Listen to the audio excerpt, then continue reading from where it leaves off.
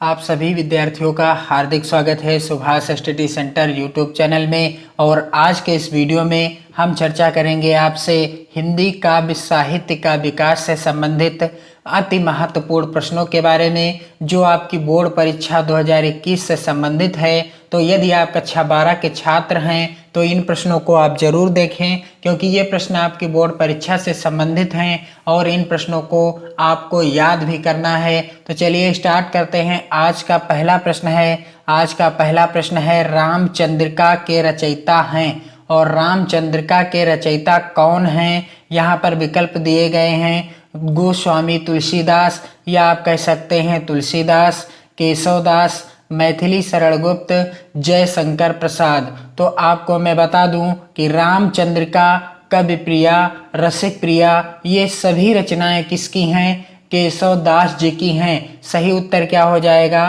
केशवदास। अगला प्रश्न यहाँ पर आप देख सकते हैं कि जगन्नाथ दास रत्नाकर द्वारा रचित है। विकल्प में रचनाएं दी गई हैं और पूछा गया है कि जगन्नाथ दास रत्नाकर के द्वारा कौन सी रचना रची गई है। तो यहाँ पर विनय पत्रिका और उद्धव शतक, वैदेही वनवास, छत्रसाल दशक। तो यहाँ पर मैं आपको बता दूं कि विनय पत्रिका गोस्वामी तुलसीदास जी की रचना है, और वैदेही वनवास अयोध्या सिंह उपाध्याय हरिऔध जी की रचना है। छत्रसाल दशक किसकी रचना है? भूषण जी की रचना है। और उद्धव शतक जो कि जगन्नाथ दास रत्नाकर की रचना है। तो सही उत्तर क्या हो जाएगा?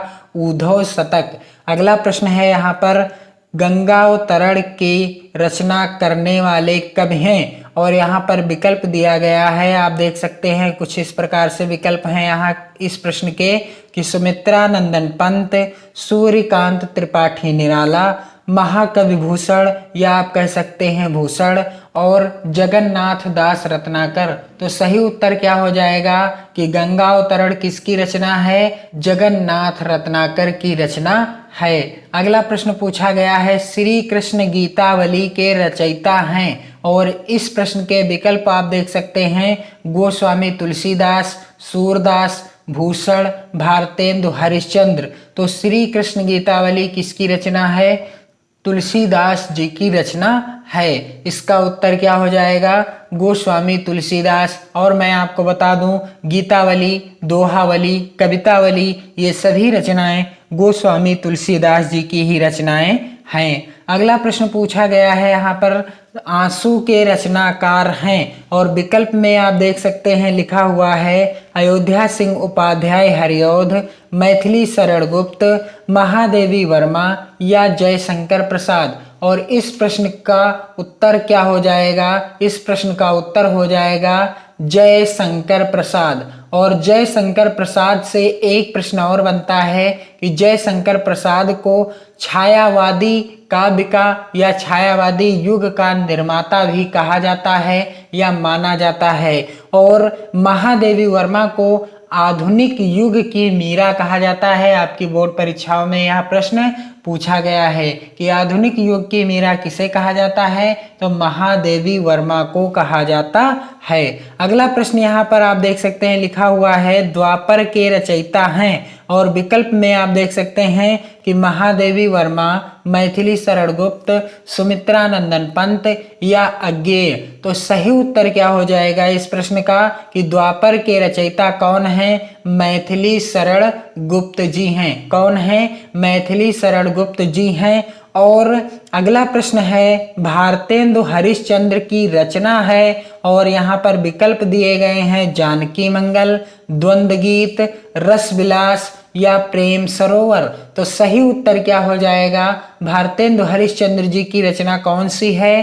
प्रेम सरोवर। अगला प्रश्न पूछा गया है यहाँ पर, सुमित्रा नंदन पंत की रचना नहीं है, और विकल्प क्या है इस प्रश्न के?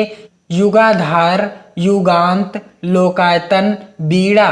तो उत्तर क्या हो जाएगा? उत्तर हो जाएगा युगाधार। सुमित्रा नंदन पंत की रचना नहीं है।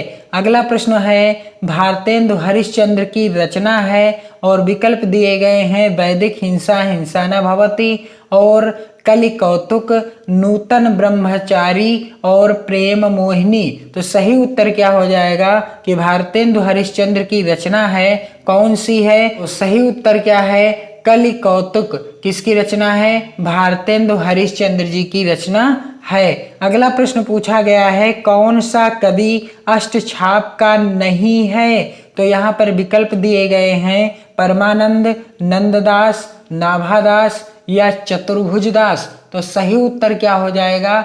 सही उत्तर हो जाएगा इस प्रश्न का परमानंद दास। अगला प्रश्न है, रीत काल के किस कवि ने वीर रस की रचना की है? वैसे तो अनेक कवि हुए हैं रीत काल में और सभी ने लगभग श्रृंगार रस से परिपूर्ण रचनाएं की हैं, लेकिन आपको बताना है कि इन विकल्पों में से कौन सा ऐसा कवि है जिसने रीत काल में वीर रस से परिपूर्ण रचना की है।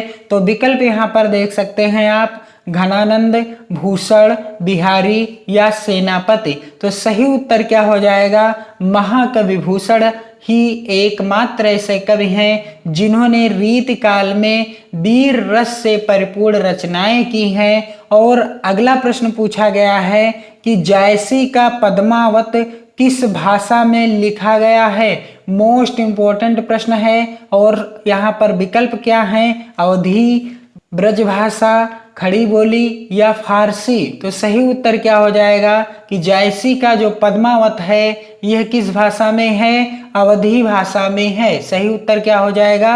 अवधी। और जायसी के अन्य दो रचनाएं प्रसिद्ध हैं, अखरावट, आखिरी कलाम। पद्मावत, अखरावट और आखिरी कलाम आपको याद रखना है, मलिक मोहम्मद जायसी की रचनाएं हैं। अगला प्रश्न पूछा गया है कि तार सप्तक के संपादक हैं। मोस्ट इंपॉर्टेंट प्रश्न और कई बार बोर्ड परीक्षाओं में अपनी छवि को बनाए रखा है इस प्रश्न ने, या कई बार आ चुका है आपकी बोर्ड परीक्षाओं में। तो तार सप्तक के संपादक कौन हैं? यहाँ पर विकल्प दिए गए हैं, निराला, महादेवी वर्मा, अज्ञेय, श्याम नारायण पांडे। तो सही उत्तर क्या हो जाएगा कि सन 1943 ईस्वी में सच्चिदानंद हीरानंद वात्स्यायन अज्ञेय जी ने तार सप्तक का संपादन किया। तो सही उत्तर क्या है? अज्ञेय। तो ये थे आज के महत्वपूर्ण प्रश्न और इस वीडियो को आप अपने मित्रों में जरूर शेयर करें। और आप जानते ही हैं कि 9, 10 वाले और 11 वाले सभी छात्र प्रमोट हो गए हैं। अब आपको, यदि आपका कोई मित्र कक्षा 12 का छात्र है तो वह इस चैनल को सब्सक्राइब कर अपनी बोर्ड परीक्षा की बेहतर तैयारी कर सकता है। और यदि आपने भी चैनल को सब्सक्राइब नहीं किया है तो कर लीजिए, क्योंकि यहाँ पर मैं आपकी बोर्ड परीक्षा से संबंधित महत्वपूर्ण वीडियो लेकर आता रहूँगा। पढ़ते रहिए, मस्त रहिए, अपनी तैयारी को विधिवत करते रहिए। जय हिंद।